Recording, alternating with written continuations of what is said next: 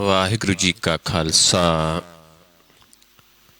वाहिगुरु जी की फतेह। आओ गुरु प्यारी साध संगत जीओ, आओ संगत रूप दे विच जुड़ के सतगुरां दी बाणी दी विचार करिए, सतगुरां दे उपदेश नूं समझिए, मन्निए, कमाउण दी कोशिश करिए। आपां विचार कर रहे हैं बाबा कबीर जी की बाणी दी। चौपदे गौड़ी राग दे विच गौड़ी कबीर जी की। कल आपां विचारते सी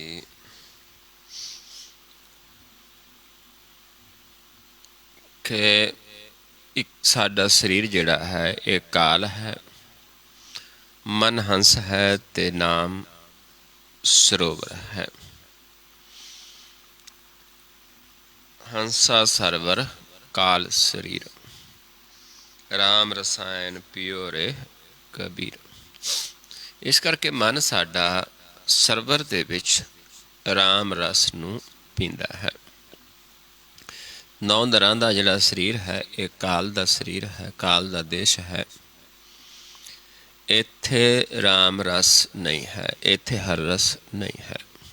नौ दरां दे उत्ते सिर्फ त्रै गुण माया है, विख्या है। चौथे पद दे विच राम रस है, हर रस है, नाम रस है। इत्थे तक आपां कल विचार कीती सी। 8 चौपदे आपां कल विचार चुके हैं। 14 चौपदे ने बाबा कबीर जी की बाणी दे गौड़ी राग दे विच। आओ अगला शब्द विचारते हाँ। चौपदा गौड़ी कबीर जी। जोत की जात, जात की ज्योति, तित लागे कंचुआ फल मोती।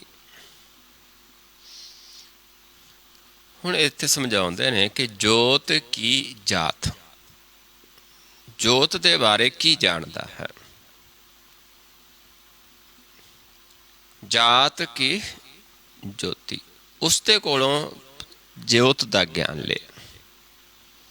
जिवें आपां रहरास दी बाणी दे विच पढ़दे हां हर रोज़, जात मैं जोत, जोत मैं जाता, अकल कला भरपूर रहया। जिसने जोत नूं जान लिया, जोत की जात भी जोत की है, जिसने जान लिया उसनूं। जात का मतलब जान लिया। जात की ज्योति, उसते कोलों ज्ञान ले कि जोत की है, उसनूं जानन दा ज्ञान ले। तित लागे कंचुआ फल मोती, उत्थे लाग फिर जिहड़े फल लगदे ने, जिहड़े कंचन दा फल जिवें, उत्थे फिर ये ज्ञान मिलता है जिसने इस जोत नूं जान लिया है। पहला आपां रहो पंक्तियां विचार लईए, फिर आपां शुरू करदे, क्योंकि शब्द शुरू हुंदा है। रहो पंक्तियां ने। कवन सुकर जो निरभौ कहिए, पौ भज जाए अभय हो रहीए।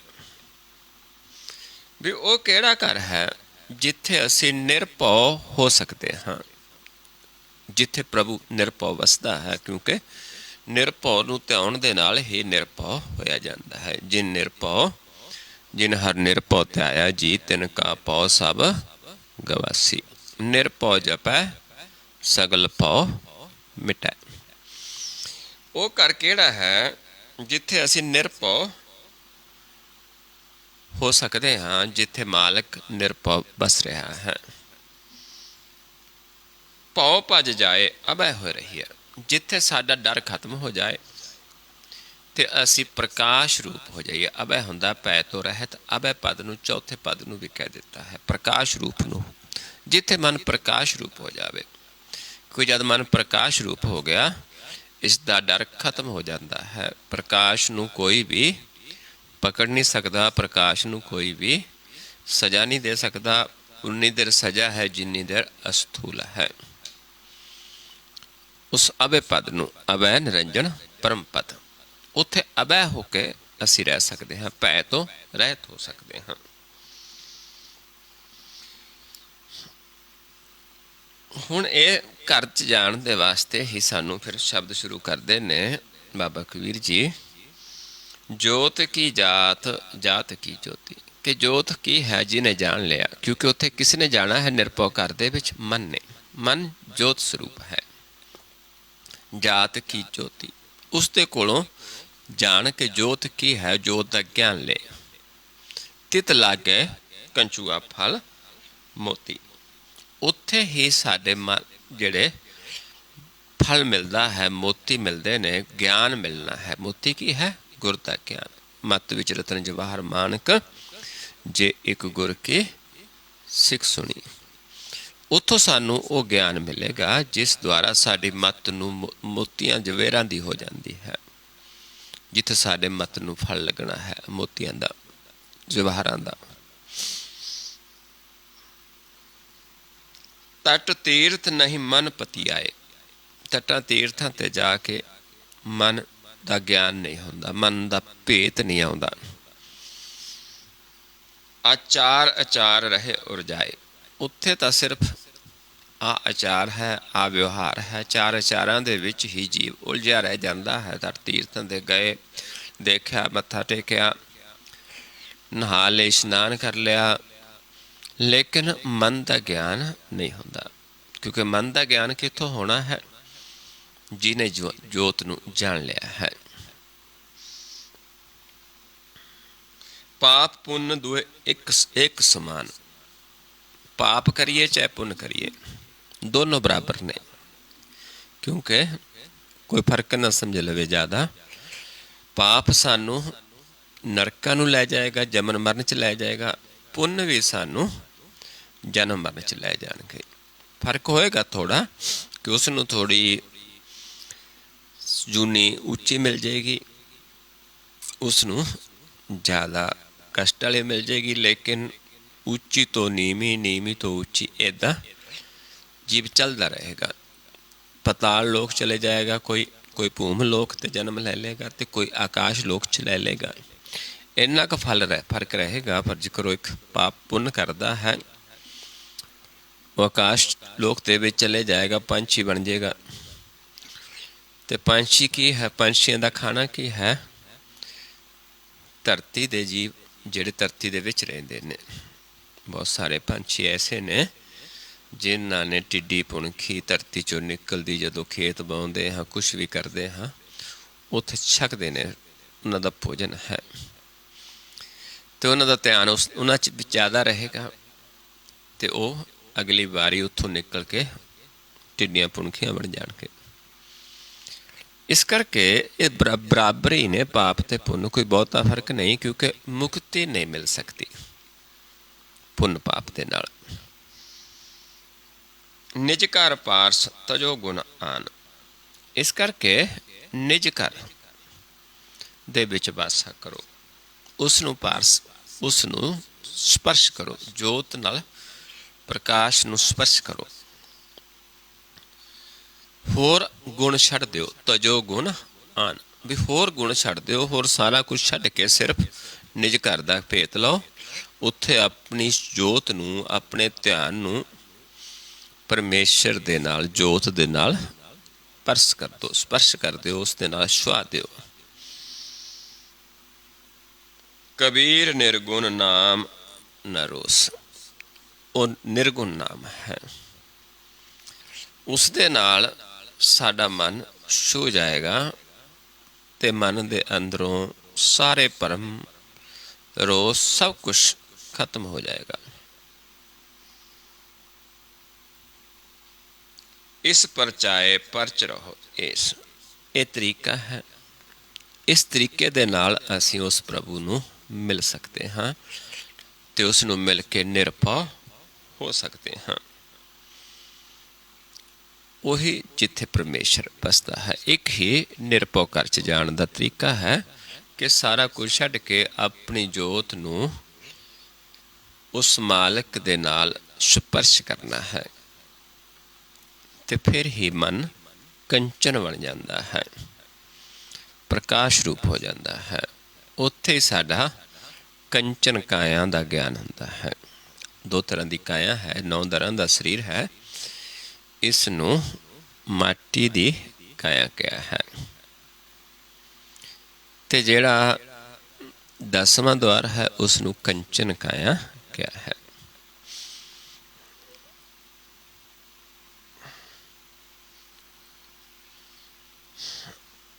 आओ अगला चौपदा है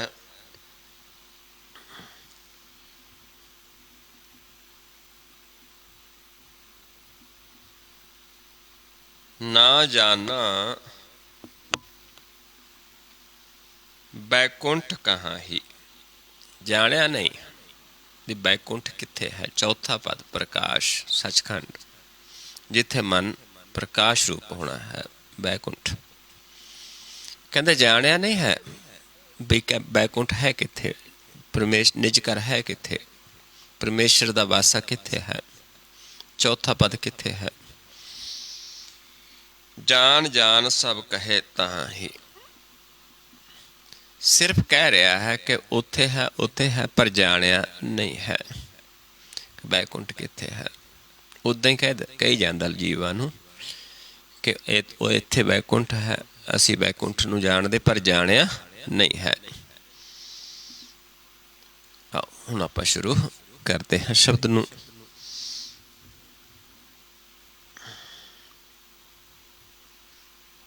जो जन नर परमित परमन जाना। जिहड़ा जन है उस परम नूं परमेश्वर नूं नहीं जानिया, क्योंकि गुर दी मत नहीं लई। बातन ही बैकुंठ समाना। सिर्फ गल्लां नाल ही बैकुंठ दा दसदा है कि बैकुंठ दा भेद है, मैं जान लिया है, लेकिन जानिया नहीं है। गल्लां दे नाल ही करता है।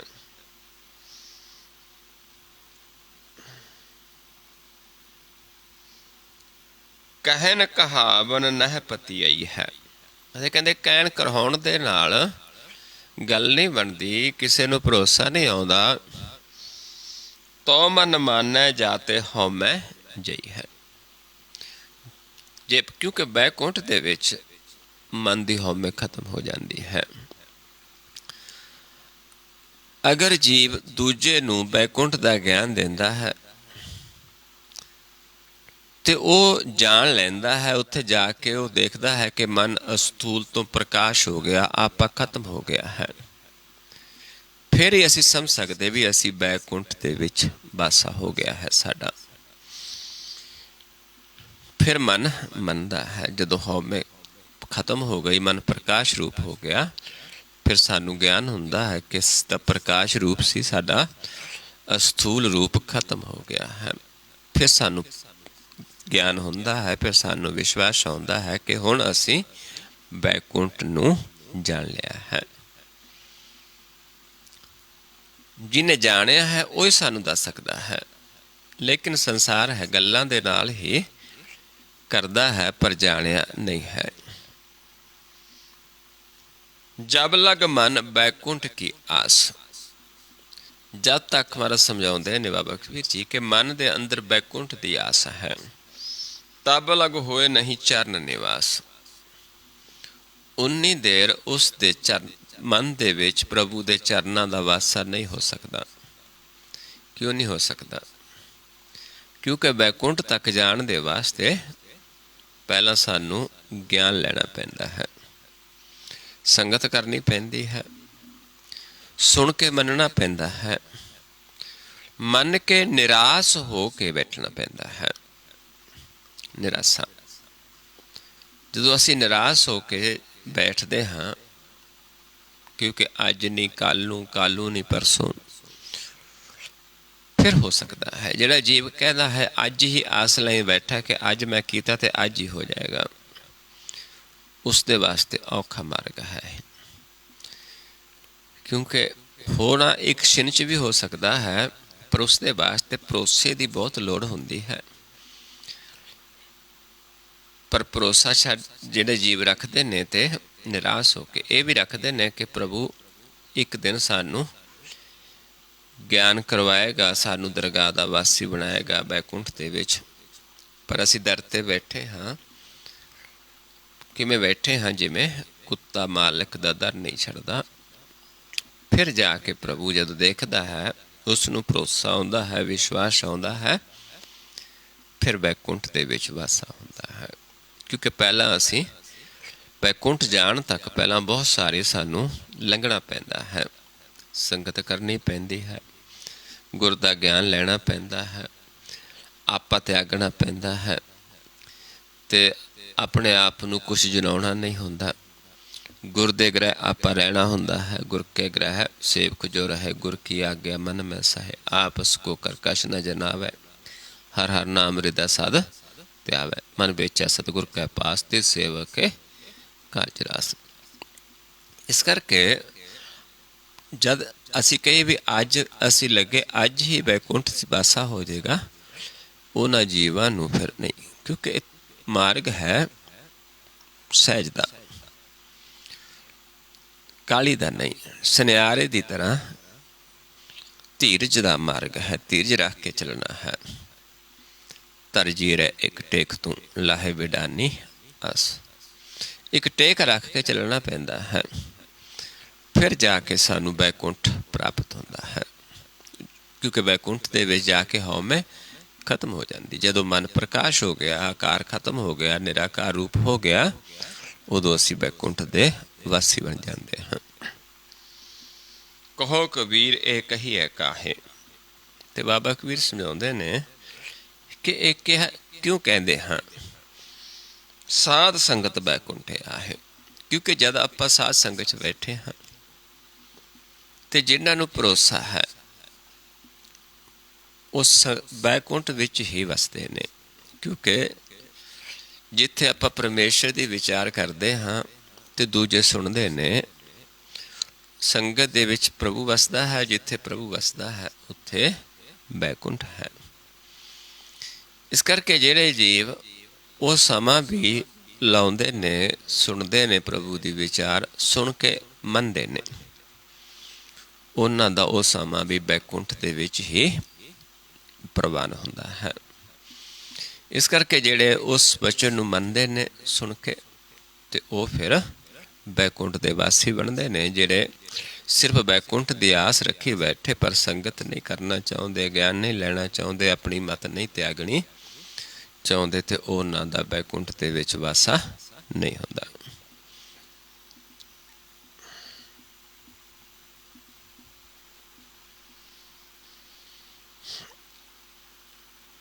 आओ अगला चौपदा है गौड़ी कबीर जी की। गौड़ी कबीर जी और रहो पंक्तियां ने, लाज ना मरो कहो कर मेरा।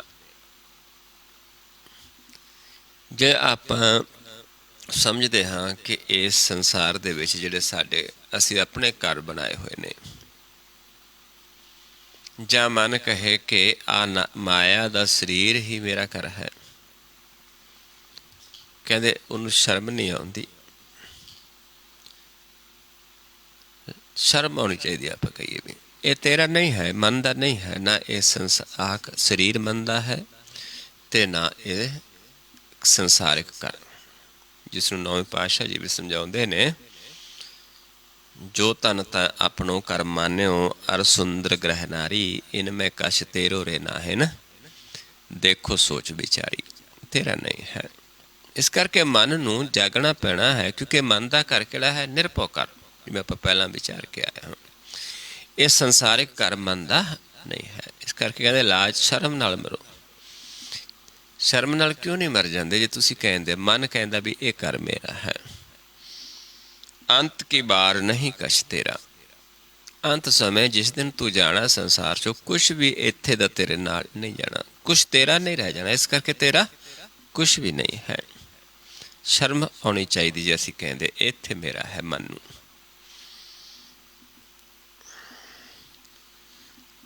ਆਓ ਹੁਣ ਅੱਗ ਸ਼ਬਦ ਸ਼ੁਰੂ ਕਰਦੇ ਹਾਂ। ਉਪਜੈ ਨਿਪਜੈ ਨਿਪਜ ਸਮਾਈ। ਹੁਣ ਦੱਸਦੇ ਨੇ ਕੋਈ ਉਪਜਦਾ ਹੈ, ਫਿਰ ਉਪਜਦਾ ਹੈ ਭਾਵ ਜਨਮ ਲੈਂਦਾ ਹੈ ਸਰੀਰ। ਜਿਸ ਸਰੀਰ ਨੂੰ ਅਸੀਂ ਆਪਣਾ ਸਮਝਦੇ ਹਾਂ, ਇਸ ਮਾਇਆ ਦੇ ਘਰ ਨੂੰ ਆਪਣਾ ਸਮਝਦੇ ਹਾਂ, ਇਹ ਪਹਿਲਾਂ ਜਨਮ ਲੈਂਦਾ ਹੈ। ਮਾਤਾ ਦੇ ਗਰਭ ਤੋਂ ਸਰੀਰ ਦਾ ਜਨਮ ਹੁੰਦਾ ਹੈ। 9 ਮਹੀਨੇ ਮਾਤਾ ਦੇ ਗਰਭ ਵਿੱਚ ਰਹਿੰਦਾ ਹੈ। 10ਵੇਂ ਮਹੀਨੇ ਜਾ ਕੇ ਇਹਦਾ ਜਨਮ ਹੁੰਦਾ ਹੈ, ਉਪਜਦਾ ਹੈ। ਫਿਰ ਇਹ ਇੱਥੇ ਪਲਦਾ ਹੈ, ਵੱਡਾ ਹੁੰਦਾ ਹੈ, ਤੇ ਫਿਰ ਜਾ ਕੇ ਨਾਸ ਹੋ ਜਾਂਦਾ ਹੈ। ਉਪਜੈ ਨਿਪਜੈ ਨਿਪਜ ਸਮਾਈ, ਨੈਣੋ ਦੇਖਤ ਇਹ ਜਗ ਜਾਈ। ਕਹਿੰਦੇ ਅੱਖਾਂ ਨਾਲ ਦੇਖਦੇ ਹਾਂ ਫਲਾਣਾ ਜੰਮਿਆ, ਵੱਡਾ ਹੋਇਆ ਤੇ ਫਿਰ ਸੰਸਾਰ 'ਚ ਚਲਾ ਗਿਆ। ਸਾਰਾ ਸੰਸਾਰ ਇੱਦਾਂ ਚੱਲ ਰਿਹਾ, ਇੱਦਾਂ ਜਾ ਰਿਹਾ ਹੈ। ਸਭ ਇੱਥੇ ਘਰ-ਬਾਰ ਛੱਡ ਕੇ ਜਾ ਰਹੇ। ਘਰ 'ਚ ਕੋਈ ਜਨਮ ਲਿਆ, ਉਸੇ ਘਰ ਦੇ ਵਿੱਚ ਅਖੀਰ ਉਸ ਘਰ ਨੂੰ ਛੱਡ ਜਾਂਦੇ। ਸਰੀਰ ਵੀ ਇੱਥੇ ਰਹਿ ਜਾਂਦੇ। ਸਰੀਰ ਜਨਮ ਲਿਆ, ਵੱਡਾ ਹੋਇਆ, ਅਖੀਰ ਇੱਥੇ ਰਹਿ ਗਿਆ, ਨਾਸ ਹੋ ਗਿਆ। ਅਨੇਕ ਯਤਨ ਕਰ ਕਾਇਆ ਪਾਲੀ। ਕਹਿੰਦੇ ਕਿੰਨੇ ਯਤਨ ਕਰਕੇ ਇਸ ਸਰੀਰ ਨੂੰ ਪਾਲਦਾ ਹੈ, ਕਿੰਨੇ ਸੰਭਾਲ ਕਰਦਾ ਹੈ, ਕਿੰਨਾ ਨਹਾਉਂਦਾ ਹੈ, ਸੁਗੰਧੀਆਂ ਲਾਉਂਦਾ ਹੈ, ਸੋਹਣੇ ਕੱਪੜੇ ਪਾਉਂਦਾ ਹੈ। ਤੇ ਫਿਰ ਕੀ ਹੁੰਦਾ ਹੈ? ਮਰਤੀ ਬਾਰ ਅਗਨ ਸੰਗ ਜਾਲੀ। ਜਦੋਂ ਸਰੀਰ ਮਰ ਗਿਆ, ਇਸ ਨੂੰ ਅੱਗ 'ਚ ਰੱਖ ਦਿੰਦੇ। ਉਸੇ ਸਰੀਰ ਨੂੰ ਜਿਸ ਨੂੰ ਇੰਨਾ ਸੰਭਾਲ ਰੱਖਦੇ, ਚੋਟ ਆਉਣ ਤੋਂ, ਕੁਛ ਵੀ ਝਰੀਟ ਆਉਣ ਤੋਂ ਵੀ ਬਚਾਉਣ ਦੀ ਕੋਸ਼ਿਸ਼ ਕਰਦੇ, ਸੇਕ ਨਾ ਲੱਗੇ, ਤੇ ਉਸੇ ਨੂੰ ਅੱਗ ਦੇ ਵਿੱਚ ਰੱਖ ਕੇ ਸਾੜ ਦਿੰਦੇ। ਚੋਆ ਚੰਦਨ ਮਰਦਨ ਅੰਗਾ। ਤੇ ਸਰੀਰ ਦੇ ਅੰਗਾਂ ਨੂੰ ਸੋਹਣੇ ਸੋਹਣੇ ਕੱਪੜੇ ਪਾਉਂਦੇ ਹਾਂ, ਪਹਿਨਦੇ ਹਾਂ, ਸੋਹਣੀਆਂ ਸੁਗੰਧੀਆਂ ਲਾਉਂਦੇ ਹਾਂ। ਸੋ ਤਨ ਜਲਾਇ ਕਾਠ ਕੈ ਸੰਗਾ। ਉਹ ਤਨ ਲੱਕੜ ਦੇ ਉੱਤੇ ਰੱਖ ਕੇ ਸਾੜ ਦਿੱਤਾ ਜਾਂਦਾ ਹੈ। ਲੱਕੜਾਂ ਦੁਆਰਾ, ਅਗਨ ਦੁਆਰਾ ਸਾੜ ਦਿੱਤਾ ਜਾਂਦਾ ਹੈ। ਕਹੋ ਕਬੀਰ ਸੁਨੋ ਰੇ ਗੁਨੀਆਂ। ਤੇ ਬਾਬਾ ਕਬੀਰ ਜੀ ਸਮਝਾਉਂਦੇ ਨੇ ਕਿ ਭਾਈ ਉਹ ਗੁਣ ਲਓ, ਉਹ ਗਿਆਨ ਲਓ ਜਿਹੜਾ ਸਾਡੇ ਨਾਲ ਜਾਣਾ ਹੈ, ਜਿਹੜਾ ਸਾਡਾ ਆਪਣਾ ਗਿਆਨ ਹੈ। ਉਹ ਘਰ ਦਾ ਗਿਆਨ ਲਓ ਜਿਹੜਾ ਸਾਡਾ ਆਪਣਾ ਘਰ ਹੈ। ਉਹ ਤਨ ਦਾ ਗਿਆਨ ਲਓ ਜਿਹੜਾ ਸਾਡਾ ਆਪਣਾ ਤਨ ਹੈ, ਜਿਸ ਨੇ ਅੰਤ ਸਮੇਂ ਵੀ ਸਾਡੇ ਨਾਲ ਜਾਣਾ ਹੈ। ਇਸ ਕਰਕੇ ਉਹਨਾਂ ਗੁਣਾਂ ਨੂੰ ਪ੍ਰਾਪਤ ਕਰੋ, ਉਹਨਾਂ ਗੁਣਾਂ ਨੂੰ ਸੁਣੋ। ਬਿਨਸੇ ਗੋ ਰੂਪ ਦੇਖੈ ਸਭ ਦੁਨੀਆ। ਇਹ ਜਿਸ ਨੂੰ ਤੂੰ ਆਪਣਾ ਸਮਝ ਰਿਹਾ ਹੈ, ਇਹ ਤਾਂ ਇੱਕ ਦਿਨ ਬਿਨਸ ਜਾਏਗਾ। ਇਹ ਤੇਰਾ ਰੂਪ ਵੀ ਸਭ ਕੁਛ ਬਿਨਸ ਜਾਏਗਾ। ਦੇਖੇਗਾ, ਸਾਰਾ ਸੰਸਾਰ ਦੇਖੇਗਾ ਵੀ ਆ ਪਿਆ ਹੈ।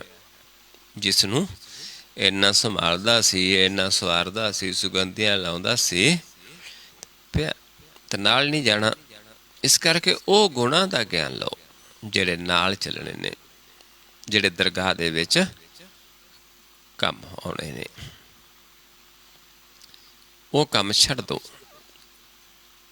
ਫਰੀਦਾ ਸੇ ਕਮੜੇ ਵਿਸਾਰ, ਜਿੰਨੀ ਕਮੀ ਨਾਹੀ ਗੁਣ। ਉਹ ਕੰਮ ਵਿਸਾਰ ਦੋ ਜਿਨ੍ਹਾਂ ਦੇ ਵਿੱਚ ਗੁਣ ਨਹੀਂ ਹਨ।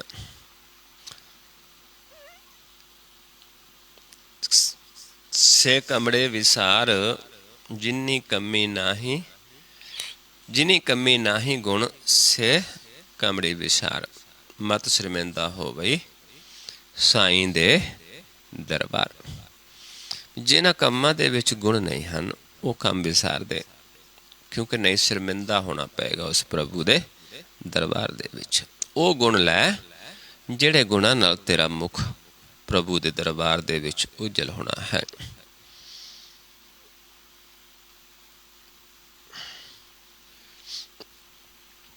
अगला शब्द है गौड़ी कबीर जी। रहो पंक्तियां ने, मैं ना मरूं मर बो संसारा, अब मोहे मिलियो है जिया बनहारा। हुण मरदा की है? मन मरण विच नहीं है। मन नूं जूना शरीर जिस नूं समझदा इहनूं छड़ जांदा है, इस नूं नवीं जूनी मिल जांदी है। पर किन्हां नूं? जिहड़े प्रभु तो विछड़े ने, उन्हां नूं होर जूनां दे विच फिर वो नवीं जून जांदा, वो जूनी फिर मरदी है, फिर उसनूं नवीं जूनी मिलदी है। ये संसार मरदा है, संसार दा काम है मरना।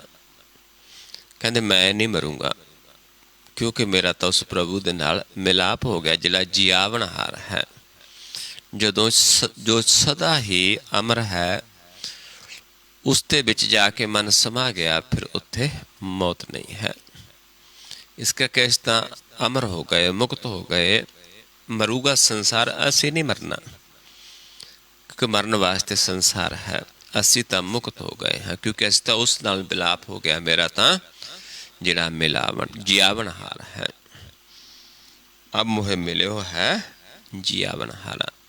जिहड़ा सारे संसार नूं जीवन दिंदा है, वो आप सदा जीवित है। ते जिहड़े उस जा समा गए वो भी जीवित हो गए। उन्हां नूं मौत नहीं आउंदी, वो मरदे नहीं, वो वख-वख जूनां दे विच नहीं जांदे। शुरू करते हैं शब्द। अबर मुए क्या सोग करीजै। कहंदे दूजा मरदा है कोई, असीं दुख मनाउंदे हां, सो करते हां। तो कीजै जो आपन जीजै। पर सोग तां करो कहंदे जे तुसीं खुद जीवते हो। क्योंकि गुरबाणी सानू जीवत नहीं कहती, सिर्फ जीवत किनू कहती? जिन्हां दे मन दे विच प्रभु वसिया है, जिन्हां ने उस जियावनहार नूं पालिया है। इस करके एक बंदा मर गया पर रोंदे हमारे, कहते तुसीं भी बाबा कबीर जी कहते तुसीं क्यों रोंदे? तुसीं तो खुद मुर्दे हो, तुसीं तो खुद ज्ञान नहीं लिया, तुसीं तो खुद भी मुर्दे हो। इस करके सानू समझाउंदे ने सतगुरु जी, सो जीव्या जिस मन वसिया सोई, नानक अवर ना जीवै कोई। दूजे नूं गुरबाणी जीवत नहीं कहती, मुर्दा कहती है। ते मुर्दे तो फिर जदों अमृत पींदा है, अमृत की है? गुर दा शब्द। जदों गुर दा ज्ञान लैंदा है फिर ये जीवित हुंदा है, फिर वो जीवन इस नूं मिलदा है जिथे फिर मौत नहीं आउंदी। पर उसका ज्ञान कित्थों, अमृत कित्थों मिलता है? परमेश्वर तो, 10वें द्वार दे विच। इस करके समझाउंदे ने कि दूजियां दे मरण दा सोग तां करो जे तुसीं खुद जींदे हो, तुसीं तां खुद भी मुर्दे हो। एक जिवें मृतक दी लोथ है, यह जी साडा शरीर है जब तक प्रभु दा ज्ञान नहीं है। सांस बिना मृतक की लोथा। या देही परमल महकंदा। कहंदे ये देही है,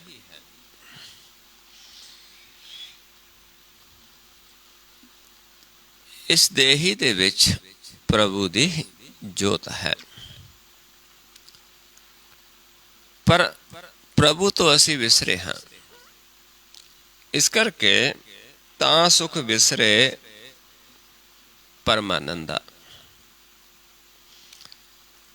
क्योंकि सुखां दे विच जी पिया है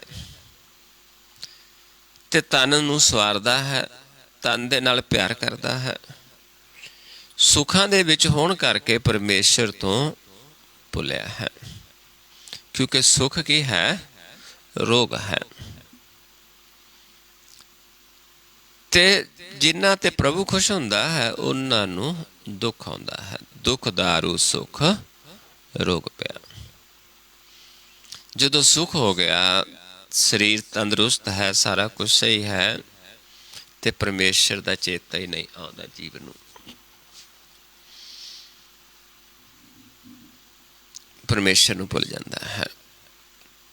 ਜੇ ਦੁੱਖ ਆਉਂਦਾ ਹੈ, ਦੁੱਖ ਦੇ ਵਿੱਚ ਪਰਮੇਸ਼ਰ ਚੇਤੇ ਆਉਂਦਾ ਹੈ। ਇਸ ਕਰਕੇ ਬਾਬਾ ਕਬੀਰ ਜੀ ਸਮਝਾਉਂਦੇ ਨੇ, ਕਹਿੰਦੇ ਸੁੱਖ ਮੰਗਤ ਦੁੱਖ ਅੱਗ ਲਾਵੇ। ਕਹਿੰਦੇ ਸੁੱਖ ਮੰਗਣ ਨਾਲ ਅੱਗੇ ਦੁੱਖ ਆਉਣੇ ਨੇ। ਸੋ ਸੁੱਖ ਹਮੇ ਨਾ ਮੰਗਿਆ ਪਾਵੇ।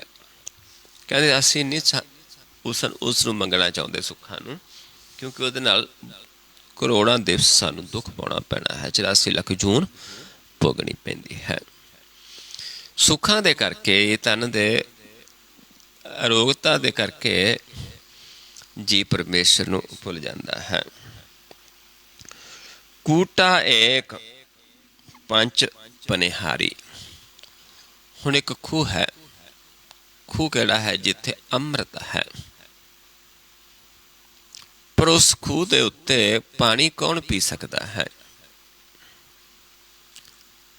ਉੱਥੇ ਜਿਹੜੇ ਸੰਤ ਜਨ ਨੇ, ਜਿਹੜੇ ਪ੍ਰਵਾਨ ਨੇ, ਜਿਨ੍ਹਾਂ ਨੂੰ ਪੰਚ ਕਹਿ ਦਿੰਦੇ ਹਾਂ, ਪੰਚ ਪ੍ਰਵਾਨ, ਪੰਚ ਪ੍ਰਧਾਨ, ਪੰਚੇ ਪਾਵੇ ਦਰਗਾਹ। ਜਿਵੇਂ ਕਿਸੇ ਨੂੰ ਉਸ ਕੂਟੇ ਦਾ ਸੰਭਾਲ ਦਿੰਦੇ ਵੀ ਇੱਥੋਂ ਤੁਸੀਂ ਪਾਣੀ ਪਿਲਾਉਣਾ ਹੈ,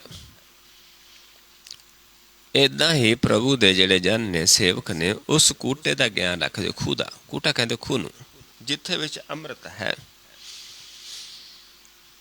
ਟੂਟੀ ਲਾਜ ਭਰੈ ਮਤ ਹਾਰੀ। ਪਰ ਇੱਥੋਂ ਕੌਣ, ਇਸ ਕੂਟੇ ਤੋਂ ਅੰਮ੍ਰਿਤ ਕੌਣ ਲੈ ਸਕਦਾ ਹੈ? ਜਿਹੜੇ ਸ਼ਰਮ ਨੂੰ ਛੱਡ ਦਿੰਦੇ ਨੇ, ਜਿਹੜੇ ਆਪਣੀ ਮੱਤ ਨੂੰ ਛੱਡ ਦਿੰਦੇ ਨੇ, ਜਿਹੜੇ ਕਹਿੰਦੇ ਨੇ ਕਿ ਅਸੀਂ ਆਪ ਨਹੀਂ ਚੱਲ ਸਕਦੇ, ਅਸੀਂ ਤਾਂ ਫਿਰ ਉਹ ਸੰਤ ਜਨਾਂ ਦਾ ਸੰਗ ਕਰਦੇ ਨੇ, ਫਿਰ ਜਾ ਕੇ ਇੱਥੋਂ ਅੰਮ੍ਰਿਤ ਪ੍ਰਾਪਤ ਕਰਦੇ ਨੇ, ਫਿਰ ਜਾ ਕੇ ਪ੍ਰਭੂ ਦਾ ਗਿਆਨ ਹੁੰਦਾ ਹੈ। ਕਹੋ ਕਬੀਰ ਇੱਕ ਬੁੱਧ ਵਿਚਾਰੀ। ਫਿਰ ਸੰਤ ਜਨਾਂ ਦਾ ਸੰਗ ਕਰਕੇ ਫਿਰ ਇੱਕ ਬੁੱਧ ਦੀ ਵਿਚਾਰ ਕੀਤੀ ਜਾਂਦੀ, ਇੱਕ ਗੁਰ ਦੀ ਸਿੱਖ ਲਈ ਜਾਂਦੀ ਹੈ। ਨਾ ਉਹ ਕੂਟਾ ਨਾ ਪਨਿਹਾਰੀ। ਫਿਰ ਸਾਨੂੰ ਭੇਤ ਆ ਜਾਂਦਾ ਹੈ ਕਿ ਉਹ ਜਿਹੜਾ ਕੂਟੇ ਦੀ ਗੱਲ ਕੀਤੀ ਜਾਂਦੀ ਹੈ, ਉਹ ਫਿਰ ਪ੍ਰਗਟ ਹੋ ਜਾਂਦਾ ਹੈ ਕਿ ਉਹ ਖੂਹ ਤਾਂ ਇੱਕ ਥਾਂ 'ਤੇ ਹੋ ਸਕਦਾ ਹੈ। ਸਾਡੇ ਅੰਦਰ ਭੇਤ ਆ ਜਾਂਦਾ ਹੈ ਕਿ ਫਿਰ ਸਾਨੂੰ ਸਾਰੇ ਪਾਸੇ ਉਹ ਮਾਲਿਕ ਹੀ ਨਜ਼ਰ ਆਉਂਦਾ ਹੈ।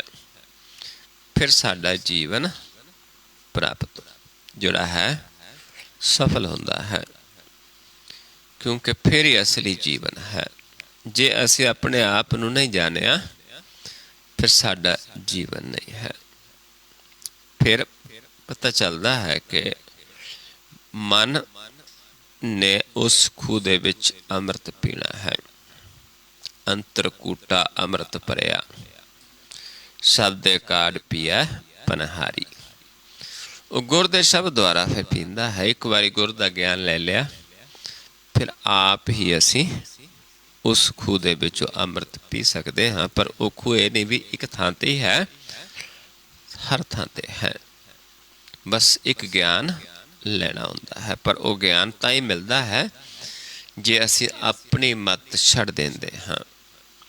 ਬਹੁਤ ਸਾਰੇ ਜੀਵ ਜੋ ਗਿਆਨਵਾਨ ਹੁੰਦੇ ਨੇ, ਉਹ ਇਹ ਗੱਲ ਦੀ ਸ਼ਰਮ ਮੰਨਦੇ ਨੇ ਕਿ ਅਸੀਂ ਐਡੇ ਵੱਡੇ ਵਿਦਵਾਨ ਹਾਂ, ਅਸੀਂ ਜਾ ਕੇ ਇਹਨਾਂ ਲੋਕਾਂ ਦੇ ਕੋਲੋਂ ਜਿਹੜੇ ਗਿਆਨ ਲਵਾਂਗੇ।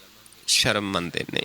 ਪਰ ਜਿਨ੍ਹਾਂ ਨੇ ਇਹ ਸ਼ਰਮ ਛੱਡ ਦਿੱਤੀ ਅਤੇ ਆਪਣੀ ਮੱਤ ਛੱਡ ਦਿੱਤੀ, ਉਹਨਾਂ ਨੂੰ ਫਿਰ ਇੱਕ ਪ੍ਰਾਪਤ ਹੋ ਜਾਂਦਾ ਹੈ, ਸੰਤਾਂ ਦਾ ਸੰਗ ਕਰਕੇ, ਗੁਰ ਦਾ ਗਿਆਨ ਲੈ ਕੇ।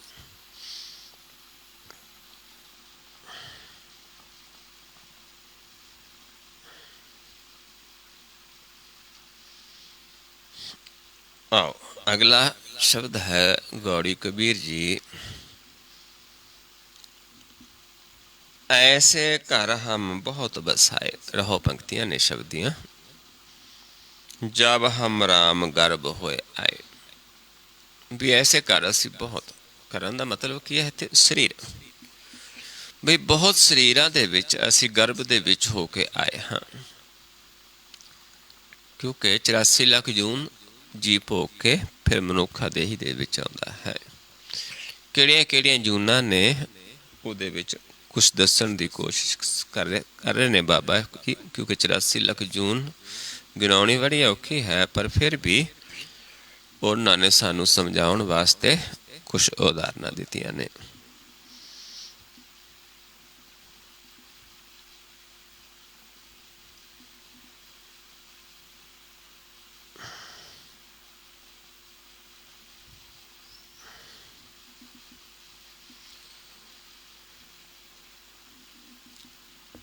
ਐਸੇ ਘਰ ਹਮ ਬਹੁਤ ਬਸਾਏ ਜਬ ਹਮ ਰਾਮ ਗਰਭ ਹੋਏ। ਇਹ ਪੰਕਤੀਆਂ ਸੀ। ਹੁਣ ਦੱਸਦੇ ਨੇ ਅਸਥਾਵਰ ਜੰਗਮ ਕੀਟ ਪਤੰਗਾ, ਇਹ ਜਿਹੜੇ ਛੋਟੇ ਛੋਟੇ ਜਿਹੇ ਜਾਨਵਰ ਹੁੰਦੇ ਨੇ, ਕੀੜੇ ਪਤੰਗੇ, ਜਿਵੇਂ ਹੁਣ ਬਰਸਾਤ ਦਾ ਮੌਸਮ ਹੈ, ਇਸ ਦੇ ਵਿੱਚ ਨਿਕਲਦੇ ਨੇ, ਜਿਨ੍ਹਾਂ ਦਾ ਜੀਵਨ ਹੀ ਬਹੁਤ ਛੋਟਾ ਹੈ। ਆਉਂਦੇ ਨੇ, ਲਾਈਟ ਕੋਲ ਜਾਂਦੇ ਨੇ ਤੇ ਸੜ ਜਾਂਦੇ ਨੇ, ਅੱਗ ਦੇ ਕੋਲ ਜਾਂਦੇ ਨੇ, ਸੜ ਜਾਂਦੇ ਨੇ। ਇਹ ਐਸੀ ਜੂਨੀਆਂ ਆਪਾਂ ਵੀ ਭੋਗ ਕੇ ਆਏ ਹਾਂ, ਜਿਹੜਾ ਬਹੁਤ ਛੋਟਾ ਜੀਵਨ ਹੈ। ਅਨੇਕ ਜਨਮ ਕੀਏ ਬਹੁ ਰੰਗਾ, ਐਦਾਂ ਬਹੁਤ ਤਰ੍ਹਾਂ ਦੇ ਅਨੇਕਾਂ ਜਨਮ ਕੀੜੇ ਪਤੰਗਿਆਂ ਦੇ ਰੂਪ ਦੇ ਵਿੱਚ ਸਾਡੇ ਹਨ। ਬਹੁਤ ਸਾਰੀਆਂ ਜੂਨਾਂ ਨੇ ਇਹਦੇ ਵਿੱਚ ਹੀ। ਅਸਥਾਵਰ ਜੰਗਮ ਕੀਟ ਪਤੰਗਾ, ਇਹਦੇ ਵਿੱਚ ਪਤਾ ਨਹੀਂ ਕਿੰਨੀਆਂ ਕੁ ਜੂਨੀਆਂ ਨੇ। ਜੋਗੀ ਜਤੀ ਤਪੀ ਬ੍ਰਹਮਚਾਰੀ, ਫਿਰ ਮਨੁੱਖ ਜਨਮ ਦੇ ਵਿੱਚ ਵੀ ਆਏ, ਜਿੱਥੇ ਆ ਕੇ ਜੋਗੀ ਬਣਿਆ, ਕੋਈ ਤਪੀ ਬਣ ਗਿਆ, ਬ੍ਰਹਮਚਾਰੀ ਬਣ ਗਿਆ, ਕਬੂ ਰਾਜਾ, ਕਦੇ ਰਾਜਾ ਬਣ ਗਿਆ, ਛਤਰਪਤ ਬਣ ਗਿਆ, ਕਦੇ ਭਿਖਾਰੀ ਬਣ ਗਿਆ। ਮਨੁੱਖ ਜਨਮ ਦੇ ਵਿੱਚ ਵੀ ਆ ਕੇ ਜੀਵਾਂ ਨੇ ਐਸੇ ਬਹੁਤ ਤਰ੍ਹਾਂ ਦੇ ਕੀਤੇ। ਸਾਕਤ ਮਰੈ ਸੰਤ ਸਭ ਜੀਵੈ, ਸਾਕਤ ਨੇ ਜਿਹੜੇ ਉਹ ਮਰਦੇ ਨੇ, ਇੱਦਾਂ ਜੂਨਾਂ ਦੇ ਵਿੱਚ ਜਾਂਦੇ ਨੇ, 84 ਲੱਖ ਜੂਨਾਂ ਦੇ ਵਿੱਚ ਜਾਂਦੇ ਨੇ। ਜਿਹੜੇ ਸੰਤ ਨੇ ਉਹ ਇਹਨਾਂ ਦੇ ਵਿੱਚ ਫਿਰ ਨਹੀਂ ਜਾਂਦੇ ਜਦੋਂ ਗਿਆਨ ਹੋ ਜਾਂਦਾ ਹੈ, ਕਿਉਂਕਿ ਉਹਨਾਂ ਦਾ ਮਰਨਾ ਖਤਮ ਹੋ ਜਾਂਦਾ ਹੈ, ਉਹਨਾਂ ਨੂੰ ਸਦਾ ਜੀਵਨ ਹੋ ਜਾਂਦਾ ਹੈ। ਜਿਵੇਂ ਆਪਾਂ ਪਿੱਛੇ ਵਿਚਾਰ ਕੇ ਆਏ ਹਾਂ ਕਿ ਉਹ ਪ੍ਰਾਪਤ ਪ੍ਰਭੂ ਦਾ ਮਿਲਾਪ ਹੋ ਜਾਂਦਾ ਹੈ, ਜੀਵਨ ਹਾਰਾ ਮਿਲ ਜਾਂਦਾ ਹੈ, ਉਹ ਫਿਰ ਸਦਾ ਜੀਵਤ ਨੇ। ਰਾਮ ਰਸਾਇਣ ਰਸਨਾ ਪੀਵੈ, ਕਿਉਂਕਿ ਸੰਤ ਜਨ ਨੇ ਉਹ ਰਾਮ ਰਸ ਨੂੰ ਰਸਨਾ ਦੁਆਰਾ ਪੀਂਦੇ ਨੇ, ਭਾਵ ਪ੍ਰਭੂ ਦੀ ਸਿਫਤ ਸਲਾਹ ਕਰਦੇ ਨੇ, ਪ੍ਰਭੂ ਦਾ ਗਿਆਨ ਦਿੰਦੇ ਨੇ। ਜਿਹੜੇ ਸਾਕਤ ਨੇ ਉਹ ਗਿਆਨ ਨਹੀਂ ਲੈਂਦੇ, ਉਹ ਹਰੀ ਦੇ ਰਸ ਨੂੰ ਜਾਣਦੇ ਨਹੀਂ, ਉਹਨਾਂ ਨੂੰ ਫਿਰ ਬਾਰ-ਬਾਰ ਸਜ਼ਾ ਮਿਲਦੀ ਹੈ। ਆਪਾਂ ਰੋਜ਼ ਪੜ੍ਹਦੇ ਹਾਂ ਸੋਲੇ ਦੀ ਬਾਣੀ ਦੇ ਵਿੱਚ, ਸਾਕਤ ਹਰ ਰਸ ਸਾਧ ਨ ਜਾਣਿਆ, ਤਿਨ ਅੰਤਰ ਹਉਮੈ ਕੰਡਾ ਹੈ, ਜਿਉਂ ਜਿਉਂ ਚਲੈ ਚੁਭੈ ਦੁਖ ਪਾਵਹਿ, ਜਮ ਕਾਲ ਸਹੈ ਸਿਰ ਡੰਡਾ ਹੈ।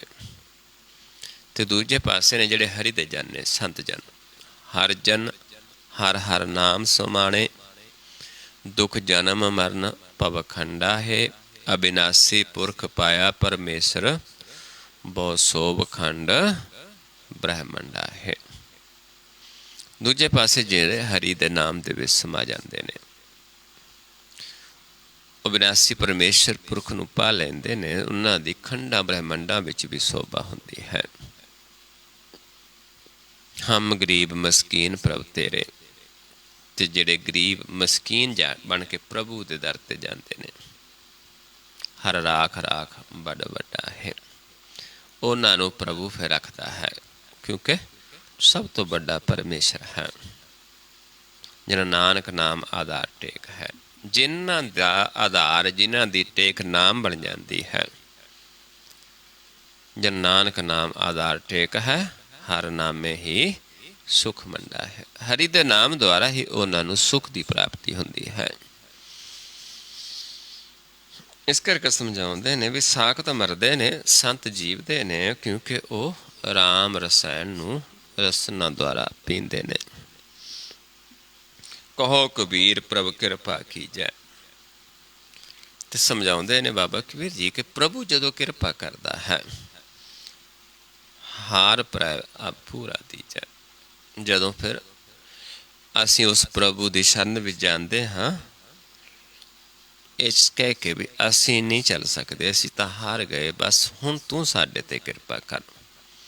ਜਿੰਨੀ ਦੇਰ ਜੀਵ ਕਹਿੰਦਾ ਵੀ ਮੈਂ ਇਹ ਕਰ ਲੂੰਗਾ, ਮੈਂ ਇਹ ਕਰ ਲੂੰਗਾ, ਉਨੀ ਦੇਰ ਪ੍ਰਭੂ ਕਿਰਪਾ ਨਹੀਂ ਕਰਦਾ। ਜਦੋਂ ਜੀਵ ਕਹਿੰਦਾ ਵੀ ਮੈਂ ਕੁਛ ਨਹੀਂ ਕਰ ਸਕਦਾ, ਨਾ ਹਮ ਕੀਆ ਨਾ ਕਰਾਂਗੇ, ਨਾ ਕਰ ਸਕੈ ਸਰੀਰ, ਜੋ ਕੀਆ ਸੋ ਹਰ ਕੀਆ, ਭਇਓ ਕਬੀਰ ਕਬੀਰ। ਕਿਉਂਕਿ ਜੋ ਕਰਦਾ ਪ੍ਰਭੂ ਕਰਦਾ ਹੈ। ਜਿਹੜਾ ਜੀਵ ਫਿਰ ਪ੍ਰਭੂ ਦੇ ਦਰ 'ਤੇ ਜਾਂਦਾ ਹੈ ਕਿ ਹੇ ਪ੍ਰਭੂ ਤੂੰ ਕਿਰਪਾ ਕਰ, ਫਿਰ ਪ੍ਰਭੂ ਉਹਨੂੰ ਕਿਰਪਾ ਕਰਦਾ ਹੈ, ਫਿਰ ਉਸ ਨੂੰ ਪੂਰਾ ਕਰ ਦਿੰਦਾ ਹੈ। ਫਿਰ ਉਸ ਦਾ ਜਨਮ ਮਰਨ ਜਿਹੜਾ ਖਤਮ ਹੋ ਜਾਂਦਾ। ਜਿਹੜੇ ਇੰਨੇ ਘਰਾਂ ਦੇ ਵਿੱਚ ਹੋ ਕੇ ਆਇਆ ਹੈ ਜੀਵ, 84 ਲੱਖ ਜੂਨ ਭੋਗ ਕੇ ਜਿਸ ਨੂੰ ਗਿਆਨ ਹੋ ਜਾਂਦਾ ਹੈ ਕਿ ਹੁਣ ਦੁਬਾਰਾ ਅਸੀਂ ਇਹਨਾਂ ਵਿੱਚ ਨਹੀਂ ਜਾਣਾ, ਉਹ ਜੀਵ ਫਿਰ ਪ੍ਰਭੂ ਦੀ ਸ਼ਰਨ ਵੀ ਜਾਂਦਾ ਹੈ ਅਤੇ ਪ੍ਰਭੂ ਫਿਰ ਪੂਰਾ ਕਰ ਦਿੰਦਾ। ਕਿਰਪਾ ਕਰਦਾ ਹੈ ਕਿ ਕੀ ਕਿਰਪਾ ਕਰਦਾ ਹੈ ਕਿ ਮਨ ਦੀ ਹਉਮੈ ਖਤਮ ਹੋ ਜਾਂਦੀ ਹੈ, ਮਨ ਪ੍ਰਕਾਸ਼ ਰੂਪ ਹੋ ਜਾਂਦਾ ਹੈ, ਮੁਖ ਪ੍ਰਕਾਸ਼ ਹੋ ਜਾਂਦਾ ਹੈ, ਦਰਗਾਹ ਬੈਕੁੰਠ ਦੇ ਵਿੱਚ ਵਾਸਾ ਹੋ ਜਾਂਦਾ ਹੈ। ਸੋ ਆਓ ਹੁਣ ਨਾਲ ਆਪਾਂ ਅਭਿਆਸ ਕਰੀਏ ਪਿਆਰਿਓ, ਤਾਂ ਕਿ ਨਾਲ ਨਾਲ ਆਪਾਂ ਆਪਣੇ ਆਪ ਨੂੰ ਪਹਿਚਾਣਨਾ ਹੈ, ਦੇਖਣਾ ਹੈ, ਆਪਣੇ ਰੂਪ ਨੂੰ ਦੇਖਣਾ ਹੈ ਅਤੇ ਪ੍ਰਭੂ ਦੇ ਦਰਸ਼ਨ ਕਰਨੇ ਨੇ।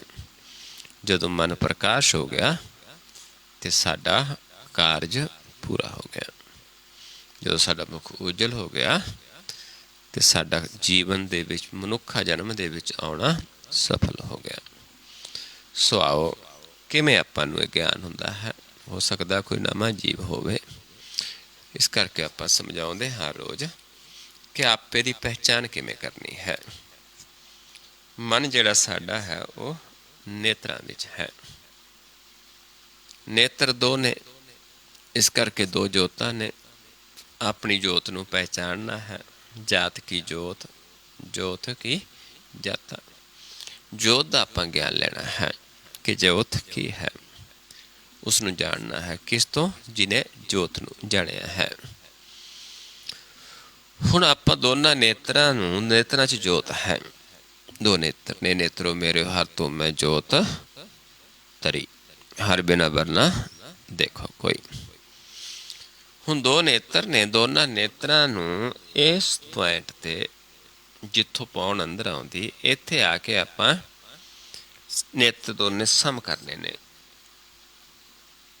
ਇੱਥੇ ਦ੍ਰਿਸ਼ਟੀ ਨੂੰ ਫੋਕਸ ਕਰਨਾ ਇਸ ਪੁਆਇੰਟ 'ਤੇ। ਇਹ ਤਾਂ ਫੋਕਸ ਕਰਕੇ ਕੀ ਦੇਖਣਾ ਕਿ ਸਾਨੂੰ ਆਪਣਾ ਨੱਕ ਨਜ਼ਰ ਆਉਂਦਾ ਜਾਂ ਨਹੀਂ, ਨੱਕ ਦਿਸਦਾ ਹੈ ਜਾਂ ਨਹੀਂ।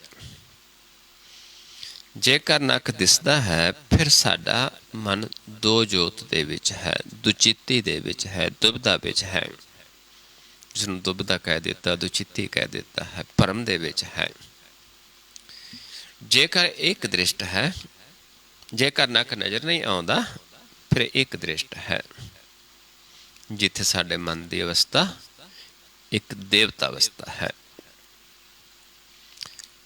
ਇੱਥੇ ਦ੍ਰਿਸ਼ਟੀ ਫੋਕਸ ਕਰਨਾ, ਇਹ ਆਪਣੇ ਆਪ ਨੂੰ ਦੇਖਣਾ ਹੈ ਪਹਿਲਾਂ। ਜੇ ਨੱਕ ਦਿਸਦਾ ਹੈ ਫਿਰ ਆਪਾਂ ਇੱਥੇ ਹੋਰ ਦੇਖਣਾ ਹੈ ਕਿ ਕਿਸ ਪਾਸੇ ਤੋਂ ਨਜ਼ਰ ਆਉਂਦਾ ਹੈ, ਸੱਜੇ ਆਉਂਦਾ ਹੈ, ਖੱਬੇ ਜਾਂ ਦਵੱਲੇ ਤੋਂ। ਕਿਉਂਕਿ ਇਸ ਪਾਸੇ ਸੱਜੇ ਪਾਸੇ ਜੇ ਸਾਡਾ ਧਿਆਨ ਹੈ, ਤਮੋ ਗੁਣ ਹੈ। ਇਸ ਪਾਸੇ ਦੇ ਧਿਆਨ ਨੂੰ ਅਸੁਰ ਨਦੀ ਕਿਹਾ ਹੈ ਤੇ ਇਸ ਪਾਸੇ ਖੱਬੇ ਪਾਸੇ ਜਿਹੜਾ ਹੈ ਰਜੋਗੁਣ ਹੈ।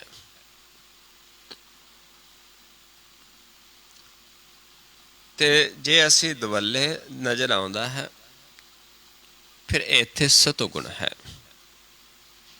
ਜੇ ਨਜ਼ਰ ਨਹੀਂ ਆਉਂਦਾ ਫਿਰ ਇੱਥੇ ਸਾਡਾ ਮਨ ਇੱਕ ਦ੍ਰਿਸ਼ਟ ਹੈ, ਦੇਵਤਾ ਹੈ। ਇਹਨਾਂ ਆਪਣੇ ਆਪ ਨੂੰ ਪਹਿਚਾਨਣਾ ਹੈ ਤੇ ਜਿਨ੍ਹਾਂ ਨੂੰ ਸਮ ਕਰਕੇ ਆਪਣਾ ਨੱਕ ਪ੍ਰਕਾਸ਼ ਦਿਸਦਾ ਹੈ, ਸ਼ੀਸ਼ੇ ਦੀ ਤਰ੍ਹਾਂ ਚਮਕਦਾ ਹੈ, ਉਹਨਾਂ ਦਾ ਮਨ ਦੀ ਜੋਤ ਪ੍ਰਗਟ ਹੈ ਤੇ ਉਹ ਪਰਮੇਸ਼ਰ ਰੂਪ ਹੋ ਜਾਂਦੇ ਨੇ। ਉਹ ਆਪਣੀ ਜੋਤ ਦੀ ਪਹਿਚਾਣ ਕਰਕੇ ਉਸ ਜੋਤ ਦੇ ਵਿੱਚ ਮਿਲਾਉਂਦੇ ਨੇ। ਸਾਹਮਣੇ ਵੀ ਉਹੀ ਦਿਸਦਾ, ਆਪਣੇ ਇਹ ਵੀ ਇੱਕੋ ਹੋ ਜਾਂਦਾ ਹੈ, ਉਸੇ ਦਾ ਰੂਪ ਹੋ ਜਾਂਦੇ ਨੇ। ਸੋ ਇਸ ਤਰੀਕੇ ਦੇ ਨਾਲ ਆਪਾਂ ਪਹਿਚਾਣ ਕਰਨੀ ਹੈ ਆਪੇ ਦੀ। ਉਸ ਤੋਂ ਬਾਅਦ ਆਪ ਜੀ ਨੂੰ ਆਵਾਜ਼ ਦੇਵਾਂਗੇ ਕਿ ਧਿਆਨ ਸਾਹਮਣੇ ਲੈ ਕੇ ਆਓ। ਇੱਥੋਂ ਫਿਰ ਆਪਾਂ ਕੀ ਕਰਨਾ, ਧਿਆਨ ਸਾਹਮਣੇ ਲੈ ਕੇ ਜਾਣਾ ਹੈ, ਸਪਰਸ਼ ਕਰਨਾ ਹੈ, ਨਿਰਭਉ ਘਰ ਵਿੱਚ ਜਾਣਾ ਹੈ। ਫਿਰ ਆਵਾਜ਼ ਦੇਵਾਂਗੇ ਕਿ ਧਿਆਨ ਮਸਤਕ ਦੇ ਸਾਹਮਣੇ ਲੈ ਜਾਓ। ਫਿਰ ਆਪਾਂ ਪਲਕਾਂ ਉੱਤੇ ਚੁੱਕਦੇ।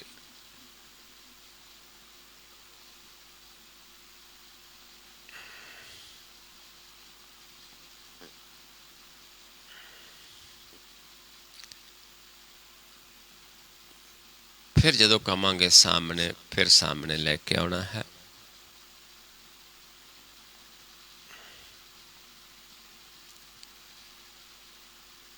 ਫਿਰ ਜਦੋਂ ਕਹਾਂਗੇ ਸਮ ਕਰਕੇ ਦੇਖੋ, ਫਿਰ ਇੱਥੇ ਦ੍ਰਿਸ਼ਟੀ ਫੋਕਸ ਕਰਕੇ ਆਪਣੇ ਆਪ ਨੂੰ ਦੇਖਣਾ ਹੈ, ਆਪਣੇ ਪ੍ਰਕਾਸ਼ ਰੂਪ ਨੂੰ ਦੇਖਣਾ। ਜੇਕਰ ਕੋਈ ਨਵਾਂ ਜੀਵ, ਜੇ ਕਿਸੇ ਨੂੰ ਨੱਕ ਦਿਸਦਾ, ਉਸ ਨੇ ਫਿਰ ਦੇਖਣਾ ਹੈ ਕਿ ਹੁਣ ਨੱਕ ਦਿਸਣੋਂ ਹਟ ਗਿਆ। ਜਿਸ ਨੂੰ ਨੱਕ ਦਿਸਣੋਂ ਹਟ ਗਿਆ ਉਹ ਇੱਕ ਦ੍ਰਿਸ਼ਟ ਹੋ ਗਿਆ। ਉਸ ਤੋਂ ਬਾਅਦ ਆਪਾਂ ਧਿਆਨ ਦਾ ਮਾਰਗ ਸ਼ੁਰੂ ਹੁੰਦਾ ਹੈ ਕਿ ਆਪਾਂ ਪਹਿਲਾਂ ਨੀਚੇ ਧਿਆਨ ਲਗਾਉਂਦੇ ਹਾਂ, ਜਿਵੇਂ ਜਿਵੇਂ ਸਮਾਂ ਹੁੰਦਾ ਹੈ ਉਵੇਂ ਉਵੇਂ ਆਪਾਂ ਧਿਆਨ ਲਗਾ ਲੈਂਦੇ। ਸੋ ਆਓ ਪਹਿਲਾਂ ਆਪਣੀ ਦ੍ਰਿਸ਼ਟੀ ਨੂੰ ਇਸ ਪੁਆਇੰਟ 'ਤੇ ਫੋਕਸ ਕਰਕੇ ਆਪਣੇ ਆਪ ਨੂੰ ਦੇਖੀਏ, ਆਪੇ ਦੀ ਪਹਿਚਾਣ ਕਰੀਏ, ਆਪਣੇ ਪ੍ਰਕਾਸ਼ ਰੂਪ ਨੂੰ ਦੇਖੀਏ।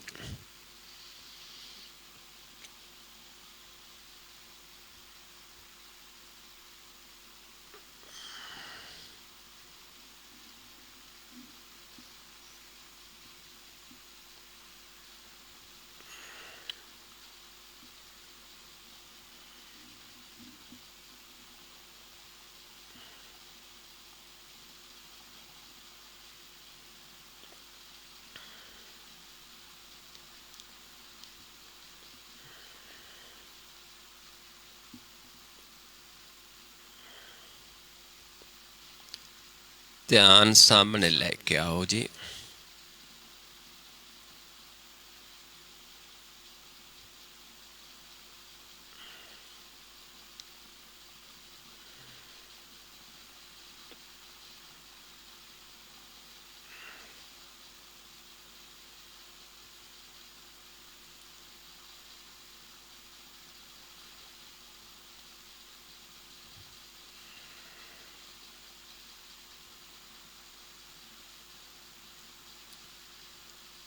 ਮਸਤਕ ਦੇ ਸਾਹਮਣੇ ਲੈ ਜਾਓ, ਪਲਕਾਂ ਉੱਤੇ ਚੁੱਕ ਦਿਓ।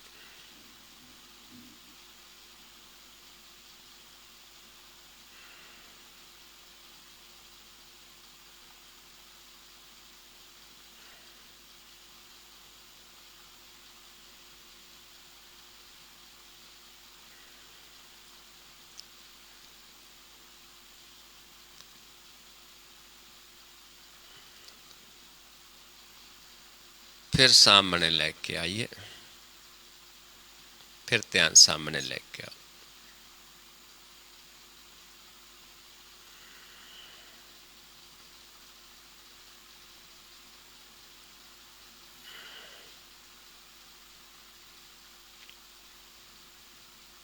फिर से तरसम करो, दृष्टि फोकस करके अपने आप नू देखो,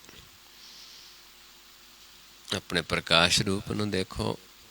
जेकर कोई नवा जीव जो उसनू नक दिसदा सी पहला, हुण देखना है कि नक दिसनों हट गया।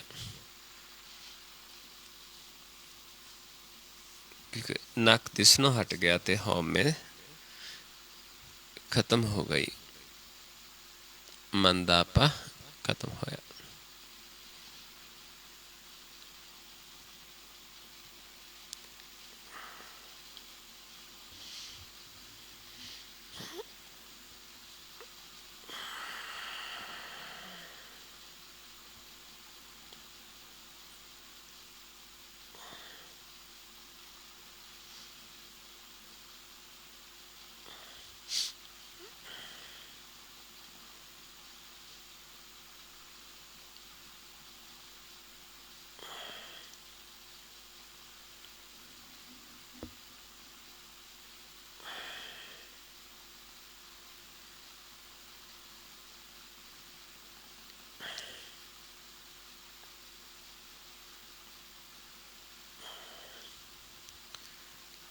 ਨੀਚੇ ਲੈ ਜੋ ਧਿਆਨ।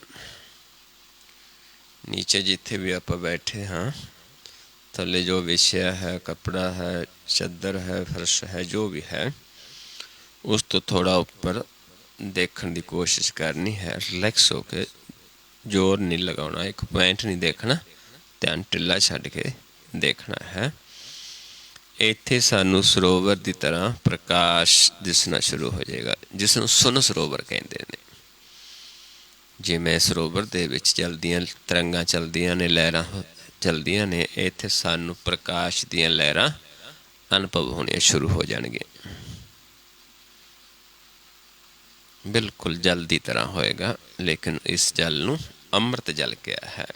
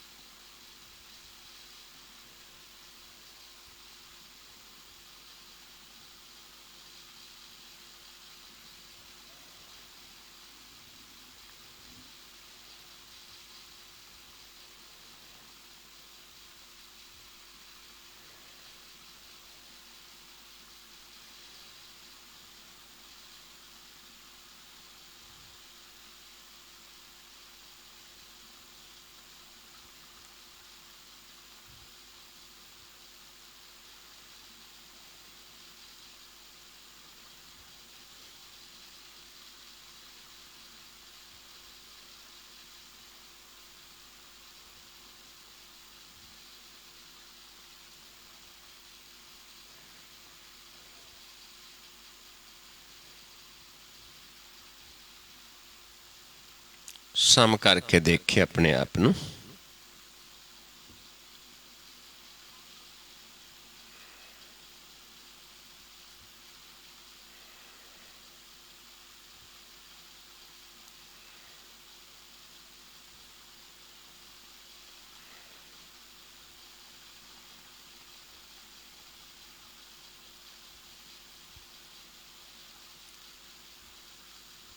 फिर नीचे ले जो ध्यान।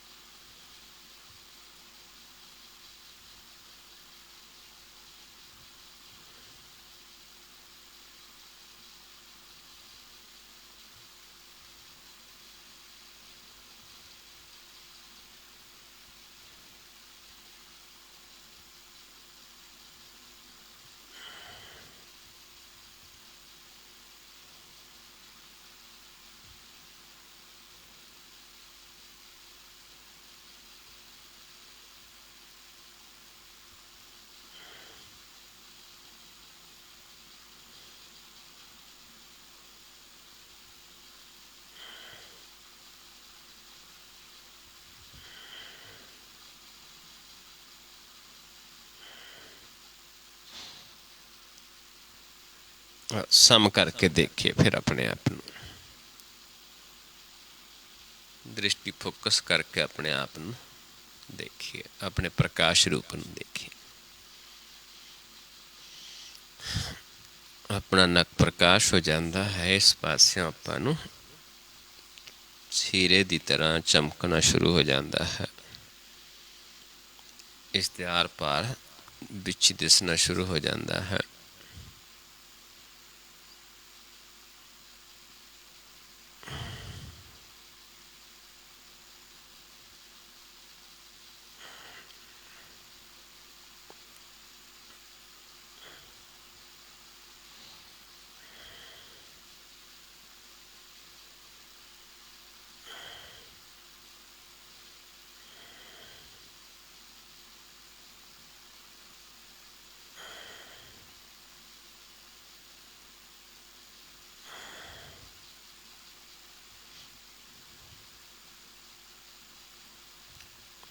ਵਾਹਿਗੁਰੂ ਜੀ ਕਾ ਖਾਲਸਾ, ਵਾਹਿਗੁਰੂ ਜੀ ਕੀ ਫਤਿਹ। ਸੋ ਗੁਰਮੁਖ ਪਿਆਰਿਓ, ਇਸ ਤਰੀਕੇ ਦੇ ਨਾਲ ਜਦੋਂ ਅਸੀਂ ਆਪਣੀ ਮੱਤ ਛੱਡ ਦਿੰਦੇ ਹਾਂ ਤੇ ਫਿਰ ਹਰ ਥਾਂ 'ਤੇ ਪਰਮੇਸ਼ਰ ਹੀ ਨਜ਼ਰ ਆਉਂਦਾ ਹੈ। ਫਿਰ ਸਾਡਾ ਜੀਵਨ ਸਫਲ ਹੈ, ਫਿਰ ਸਾਨੂੰ ਅਸਲੀ ਜੀਵਨ ਹੈ, ਜਿੱਥੇ ਫਿਰ ਦੁਬਾਰਾ ਸਾਨੂੰ 84 ਲੱਖ ਜੂਨਾਂ ਦੇ ਵਿੱਚ ਨਹੀਂ ਜਾਣਾ ਪੈਣਾ, ਜਿੱਥੇ ਸਦੀਵ ਹੀ ਅਸੀਂ ਪ੍ਰਭੂ ਦੇ ਚਰਨਾਂ ਦੇ ਵਿੱਚ ਵਾਸਾ ਹੋ ਜਾਣਾ ਹੈ।